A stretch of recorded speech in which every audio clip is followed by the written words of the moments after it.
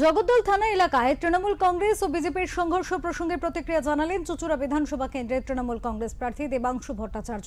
তিনি অভিযোগ করে বলেন, ঘটনাস্থলে বিজেপি নেতা অর্জুন সিং উপস্থিত ছিলেন এবং অর্জুন সিং মানে গুলি বোমার পরিবেশ। দেবাংশু ভট্টাচার্যের দাবি, গুলিটি বিজেপির দিক থেকেই ছোড়া হয়েছে। তার কথায় প্রতিবারই এই ধরনের ঘটনা ঘটিয়ে উত্তেজনা সৃষ্টি করা হয়। এবার কেন্দ্রীয় বাহিনীকেও লক্ষ্য করে গুলি চালানো হয়েছে।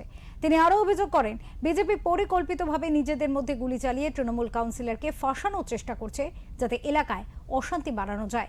সবশেষে বিজেপিকে কটাক্ষ করে তার বক্তব্য, ভোটে জেতার জন্য বিজেপির ওপর ভরসা নেই, তারা যে কোনো কিছু করতে পারে এবং 2019 সালের পুলওয়ামা ঘটনার উল্লেখ করে নিজের বক্তব্যকে তিনি আরও জোরদার করেন।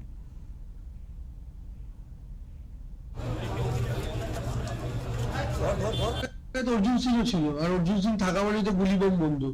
একটু খোঁজ নিয়ে দেখুন আপনারা, গুলিটা দেখবেন বিজেপি চালিয়েছে, বিজেপির কারোর থেকে গুলিটা বেরিয়েছে এবং ওরা প্রত্যেকবারই এরকম একটা ঘটনা ঘটায়।